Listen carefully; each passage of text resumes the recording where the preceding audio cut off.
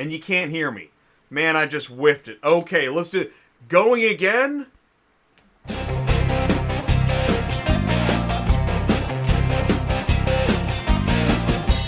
Okay, second take. This is Jay at Auto Transport Intel. This time the sound is on.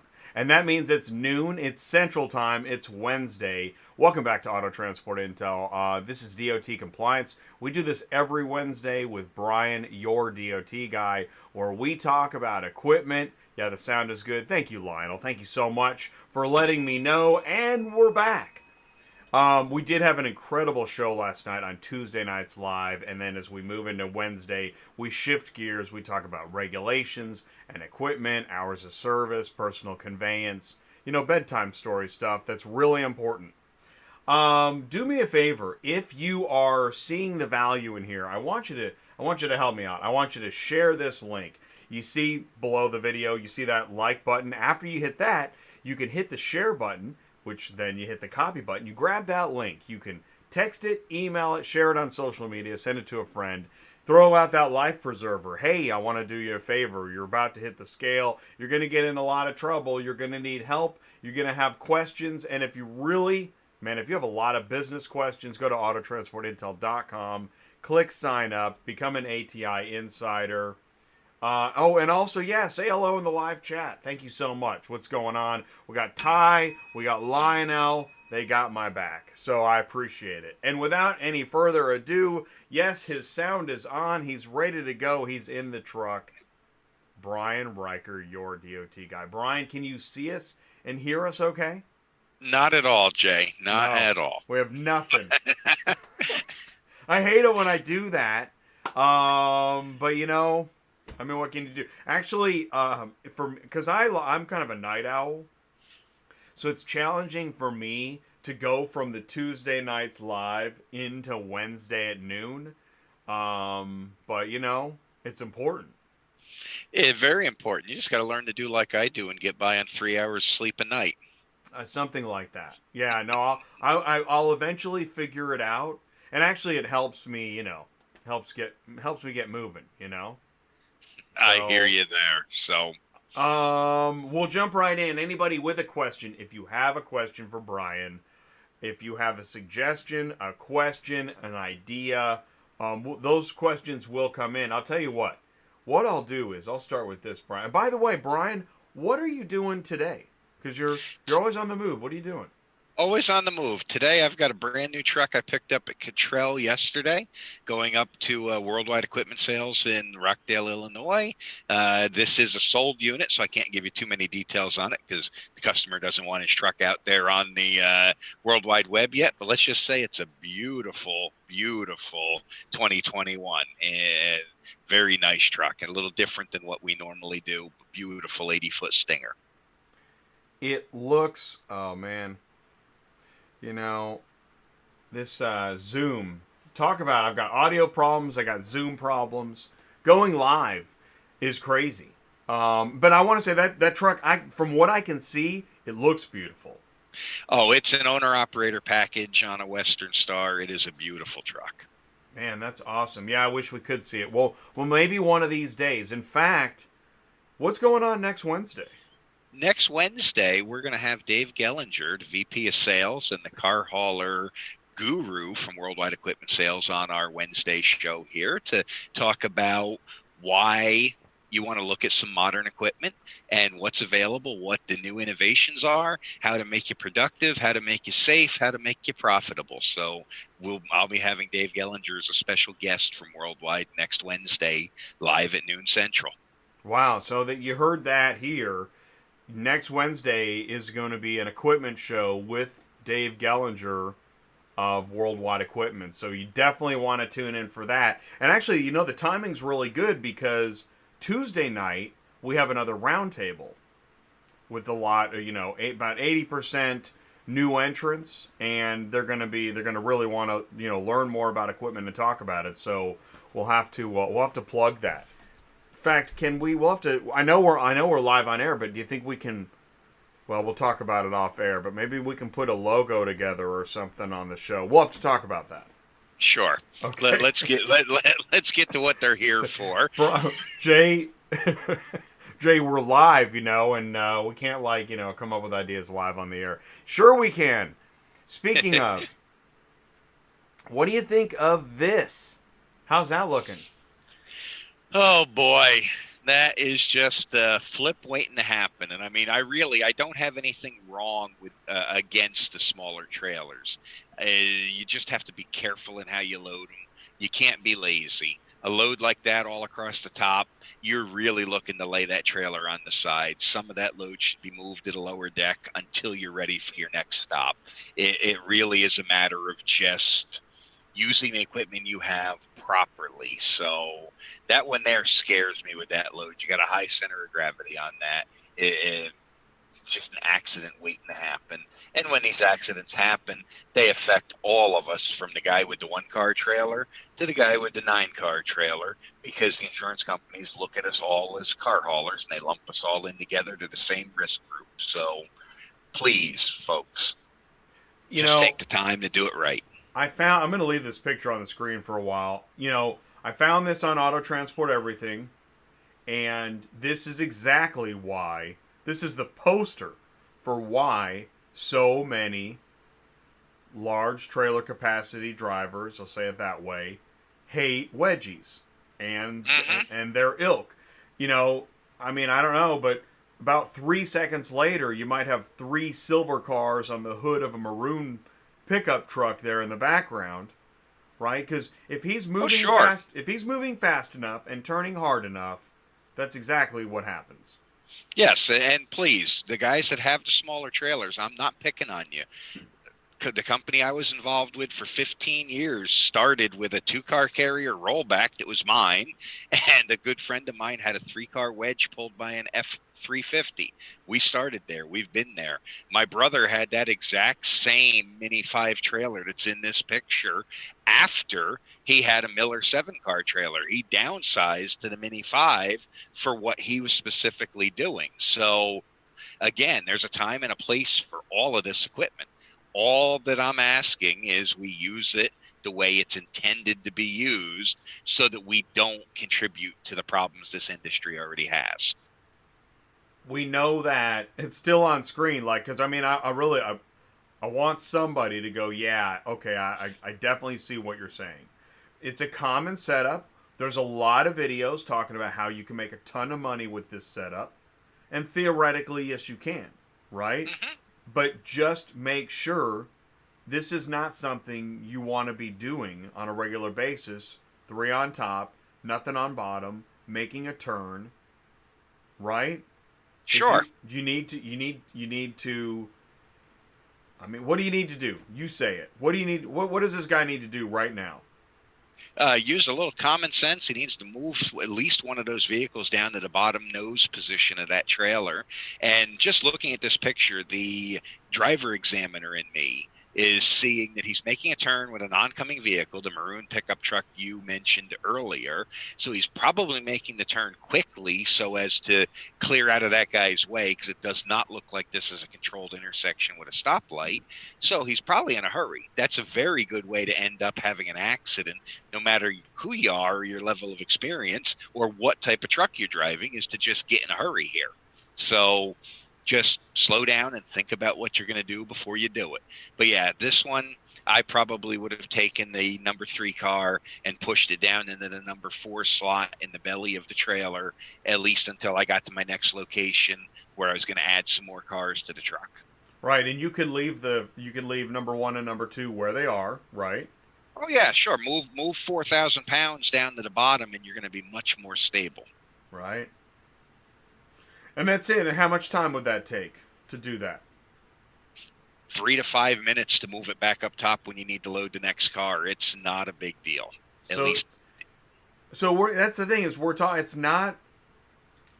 And here's the problem, and this is why I have ELD punch and all these other gadgets, is that right? Things are always breathing down our neck. You got customers breathing down your neck, and your ELD's screaming at you. Your phone is ringing, etc. Right? But when you think of 3 to 5 minutes to move a car, so you have proper weight distribution, versus doing this. And this is just, This is just a guy that was able to be on camera at that time. Think of how many times a day this happens. It happens every day. It really does. And the 3 to 5 minutes you're going to lose moving that car around, that's nothing compared to the weeks of downtime you're going to have when you roll the truck, and the hard time and the expense you're going to have with your insurance increases, the dealing with the customers, explaining why their vehicles got damaged. And so, yeah, just think about what you're doing. It's interesting. You know, in life there are calculated risks, but this one isn't very calculated, is it? And I wouldn't take this bet. All right, cool. I think we spent sufficient time on that. Thank you for that analysis. Let's go to. Okay, so we got this one. The caption says state legislatures around the country take steps to end practice of policing for profit via hashtag ticket quotas. Sure. There's a couple of specific states. I don't remember off the top of my head which ones are in the news right now, but there's a couple states that are tackling this measure where there are quotas, or not necessarily even quotas, but you get to pick the better lunch shift or the better work schedule if you write enough citations. So in the effort to reform the image of the police departments across the country, they're looking at all of these practices. And I think it's about time, because a lot of small towns make a very large portion of their operating budget off of citations. So you've heard the old term speed trap town. This is what this legislation is trying to prevent. And I think it's about time. We need to balance the need for enforcement for safety versus the need for enforcement for profit. Your police department should not be a profit center for your municipality. Yeah, and I mean, we can all, you know, no matter what you drive, we can all agree on that. And it's frustrating when we feel like we're being told, oh, yeah, no, there's no quota system. I'm not sure if anybody, is there anybody left that believes that? No, and this works on both sides of law enforcement. The highway patrol out there doing routine traffic enforcement and speeding enforcement, and even the scale operators. It was just, I believe last year, the year before, that rules were changed in the state of Tennessee to change the revenue sharing arrangement that the state of Tennessee had with the counties that their fixed scale locations were operated in. And so the scale just north of Knoxville on Interstate 81, that county used to generate a very large, I forget the exact percentage, but a large portion of their budget for the county just from operating that scale. So that's why that one was open almost 24/7, because they were making a great revenue on it. And then the state of Tennessee changed the way they share that revenue and put a cap in place. And now that county doesn't staff that scale nearly as often as they used to, because it's not profitable for them anymore. So here we had increased enforcement on weights and measures just to generate a profit for Knox County. You know, as I'm sitting here thinking and listening, I'm thinking, well, I don't want anybody thinking that I'm trying to come down on enforcement. But ticket quotas, right? Anytime there's a quota that deals with penalties, fines, and punishment, it just doesn't pass the sniff test. No, it clouds even the most honorable and honest of persons' judgment on what they're going to do, because we all want to do the right thing. I believe that inherently most of us want to do the right thing, including the law enforcement partners out there. I have a lot of great friends that are both motor carrier and regular law enforcement. But when they start getting that pressure for political reasons, and fundraising for your town or your agency is very political, then they start having questionable judgments. And I think we are doing a disservice to our law enforcement by putting them in a place where they have to even think about, do I need to make this traffic stop to make my number for the day, versus, I can let that guy go because he's not really doing anything wrong. I like the way that you put that. Is that management, right? Somebody in the upper supervisorial management, VP, Yeah, those are those are the groups making the otherwise helpful, right, Sure. to protect and serve group make decisions that they wouldn't otherwise make. Oh, absolutely. Yeah, it's good. Okay, hey, Ty's got a good question here. What is the rule for ELD when you stay within a 100-mile air radius? All right. Well, it's actually 150 air miles now for both CDL and non-CDL. They increased that with the change this past summer. And the rule is if you stay within your short haul exception, which is 150 air miles, you leave from and return to the same place within, it's now 14 hours, used to be 12 hours. And you're relieved of duty at the end of that 14-hour shift, CDL or non-CDL, you do not have to have an electronic logging device, a paper log, or any other proof of your hours of service compliance in the truck with you. You just have to have an accurate record of when you reported to work and when you were relieved from work at your normal work reporting location, your terminal. So if you're a short haul driver, you can cross state lines. It doesn't matter. You can engage in interstate commerce. If you're a short haul driver and you meet the provisions of the short haul exception, you do not need an ELD or a logbook or any other proof in the truck with you. That's interesting. That's a good question. Thank you, Ty, for that. Let's see. I want to see if we have any other questions in there. What am I doing here? At Robbie, LMR, Paul, Black Book. Man, I'm all kinds of screwed up today. I'm still frustrated with this Zoom layout, and I can't, it gets in my head. We have different obsessions that take over our thought. For example, the guy that doesn't want to move that car from the top. What's he thinking? What's he thinking about? Short mile, long dollar. Yeah, is what Ty says. Let's go to the next. Let's go to our next news story here. I find those really interesting. Spotter in New Orleans accident scam sentenced to 21 months. Hooray! Yes, I'm glad to see that somebody is being punished for this scoop and squat type fake accident claims. It's a big business. And in this particular case down in New Orleans, they have attorneys involved and everything else that were corrupt. The attorneys were paying these spotters to create the accident and then jump out, pick up the driver of the car, take him away, and someone else get in the car that hasn't been involved in one of these accidents before, but was afraid to actually cause the wreck themselves. And they're setting up the trucking company to take that easy money. And think about it. We have $1 million insurance policy. The insurance company, just to make it go away, is going to easily write a check for $100,000, $200,000 as soon as we start complaining about back or neck injury. And everybody takes their cut and away they go. So I am very happy they're cracking down on this, and he got some serious time for his participation in it. I just wish there was a way that they could go back and fix the damage this has done to the trucking companies' insurance rates, the trucking companies' profitability, the individual driver's record, because they pull in front of you, slam on the brakes, you rear end them. You're now having an at-fault accident.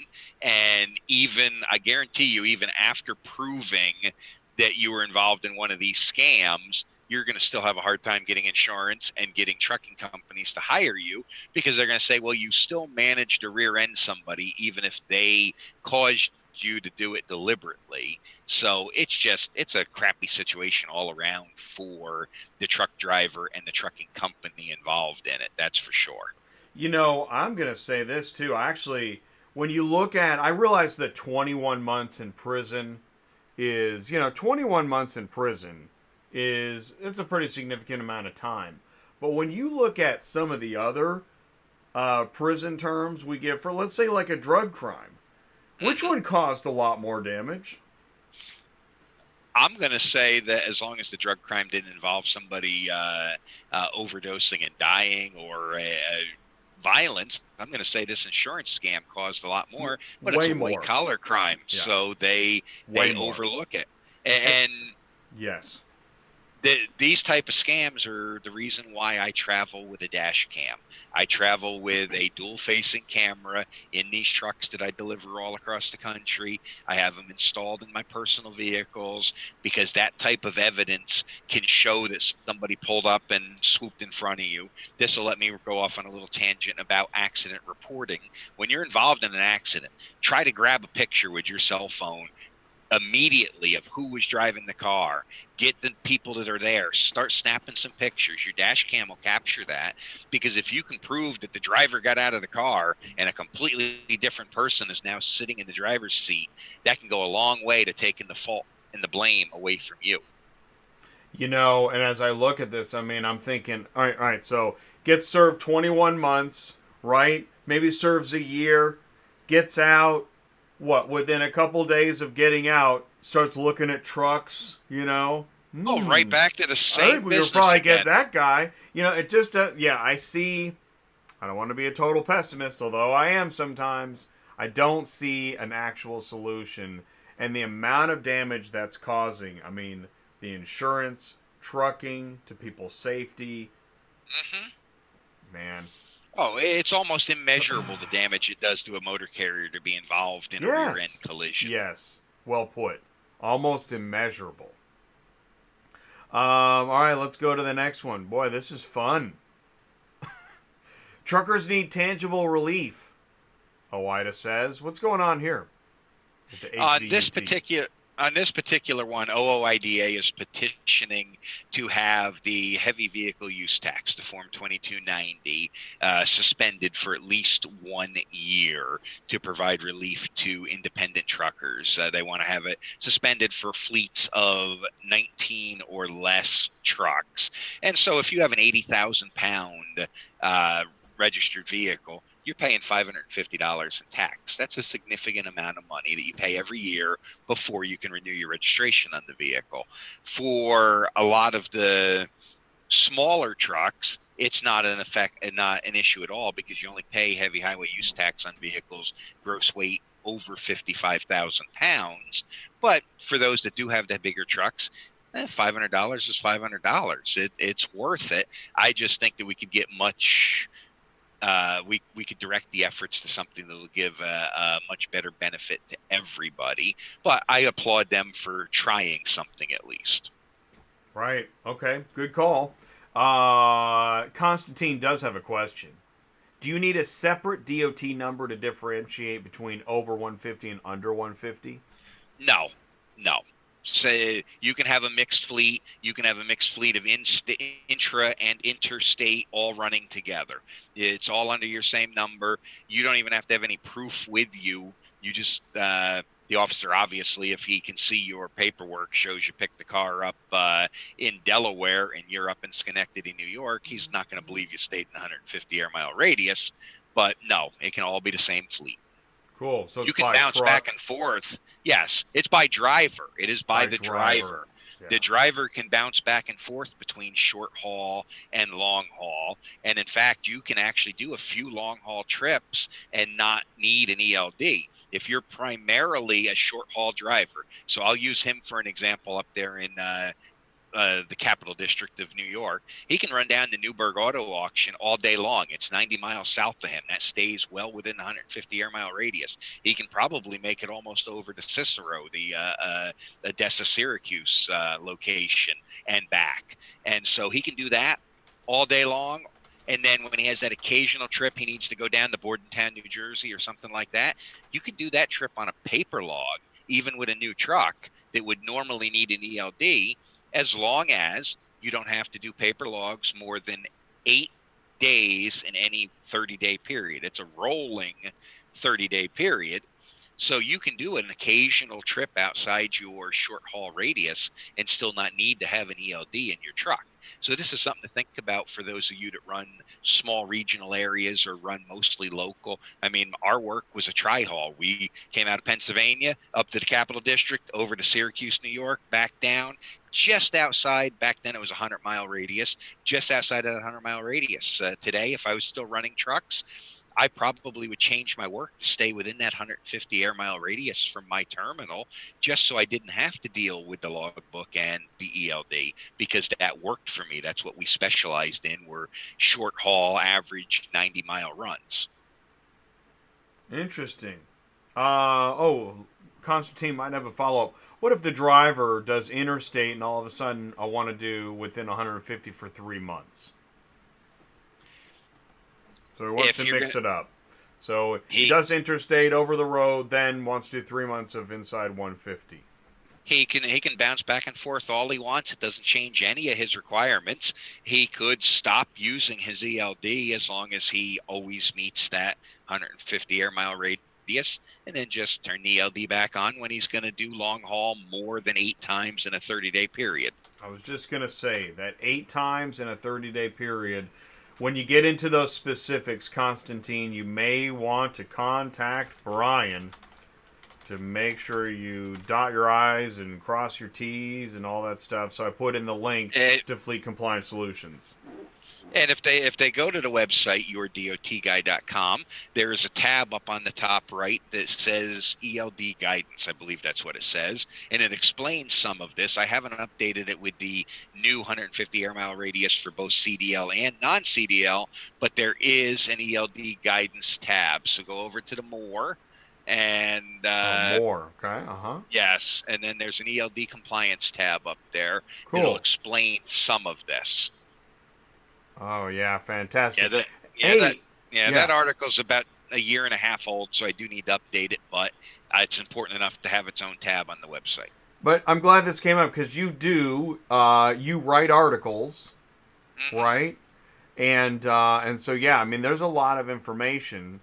I meant to mention that. I was reading your article. How often do you write for, and what magazine is that? I write for American Towman Magazine. American It's leading Towman. publication for the towing industry. I write at least 10 out of 12 issues on their print magazine, so that's a monthly magazine, and I write biweekly, every other week, on their online short form digital magazine called Tow Industry Week. So I have articles out almost every week, because I also write for a couple of trade associations. So I write for the Independent Automobile Transporters Alliance, the Towing and Recovery Association of America, Pennsylvania Towing Association, Indiana Towing and Wrecker Association, and Southwest Tow Operators. So there's stuff out there all over. But my regularly published work is American Towman Magazine. You can find me print and online with them. Fantastic. Follow up question from Exotic Hotshot.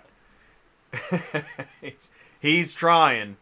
Can you have terminals every 150 miles from your business location? LOL. No, no, because you have to leave from and return to the same place within the 14 hours and stay within that 150-mile radius. So no, you cannot leapfrog from terminal to terminal, and you cannot use the short haul if you're staying in a hotel or don't make it back home for that night.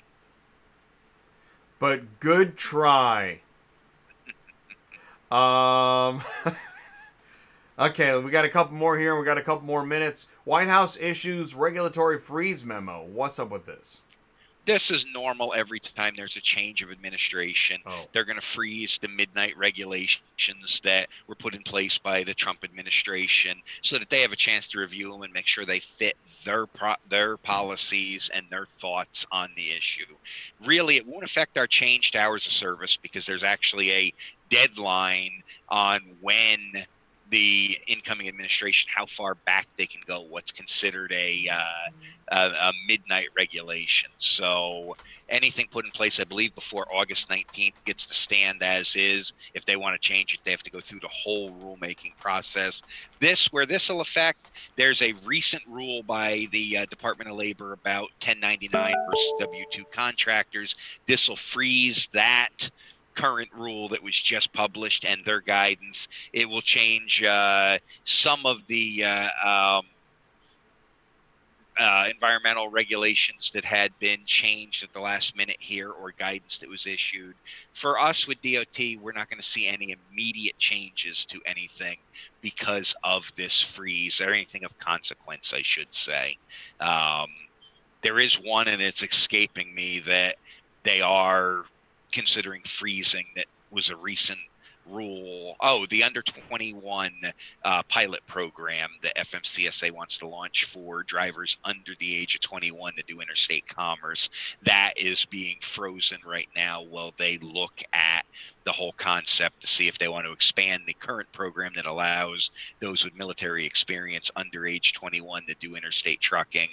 And it's going to freeze the pilot program that was proposed to study splitting your sleeper berth time in periods of 5 and 5, 4 and 6, and other ways other than the 7 and 3 split we currently have. So really no rules of significance, because they haven't been in effect long enough to have any effect, will be affected by this freeze. All right. And by the way, I had heard, and I think it's the case, that under 21 program isn't doing that great. They don't have enough participants to have any good data in it. We're not seeing that they're any more dangerous than anybody else. We just don't have enough participants to gather good data. Okay. That's a good analysis. I'm liking this because we're able to really look at some of these news stories in a more specific light. So I appreciate it. This is great. Last one. That's not mine. I've been hacked. Yeah, you would think that the government would learn with all the problems they've had recently on internet security, but no, our certified medical examiner registry was hacked, which it's had very poor oversight to begin with. It's been a horrible piece of software. But yes, it hasn't compromised any of our personal information, but it could have compromised the integrity of the medical exams that were uploaded. What they found with the hack was it was possible to upload a fake medical exam certificate as if you were the doctor that issued it. I don't know if they're going to find anybody actually did that to allow them to drive as an unqualified driver, but it's just kind of disturbing that a government website that has access to some of our personal information, such as our name, our driver's license, our address, our social security number, was able to easily be hacked. Perfect bill of health, signed Dr. Spicoli. Exactly. All right. Well, listen, man. It's 12:33. That was good time. Got through some of those hiccups in the beginning, and I liked going through those news stories. So that was, let's see, we had 6 news stories, which kind of took up about the 25 minute time section. That's awesome. Anything else to add before I let you go? I really don't have much today. Right? It's just kind of a normal day, right? It's January 27th, 2021. And actually, doesn't it feel good to have, we don't have any kind of red alert. There's no Russians paratrooping.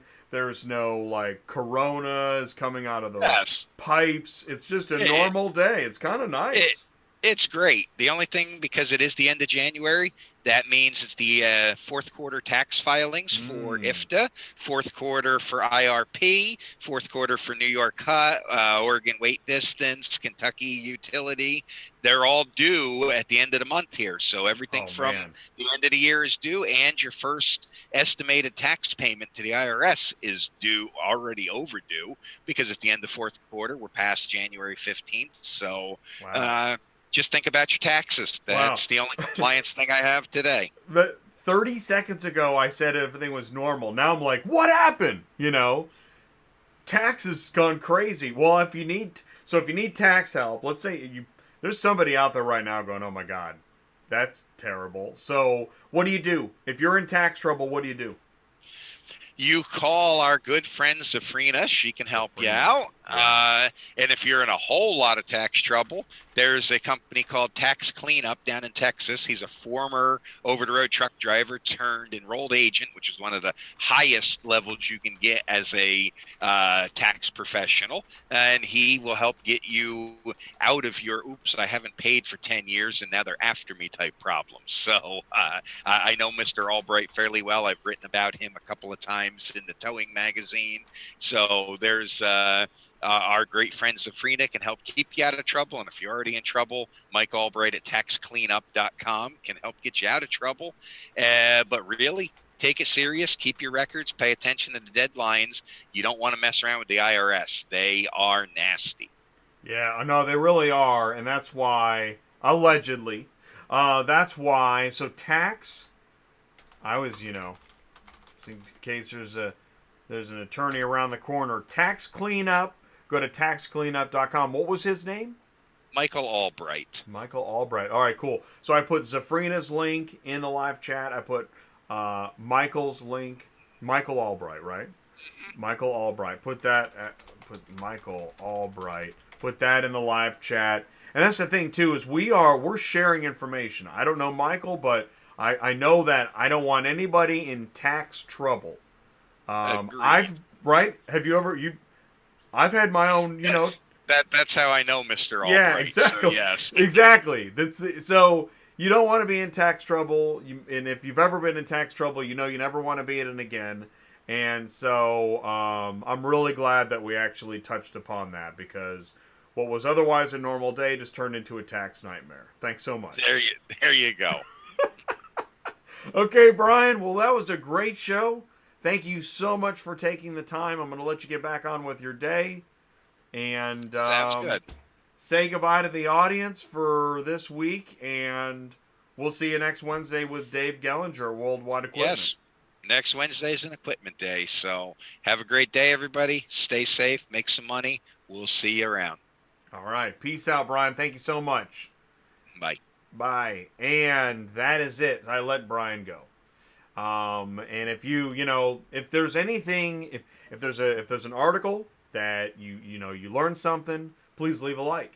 If you have further questions, contact Brian, fleetcompliancesolutions.net. Need tax help? We'll get some links in the live chat. Got something we should talk about? See something? autotransportintel@gmail.com. Send me an email. Share the link or an image or whatever it is. That picture of that carrier, with a possible oopsie coming up. Send me photos. Let me know. This is not a gossip show. It's a show to help correct what otherwise might be a problem. So this is DOT Compliance every Wednesday at noon Central Time. Thank you guys so much for tuning in. Stay safe, and we'll see you soon.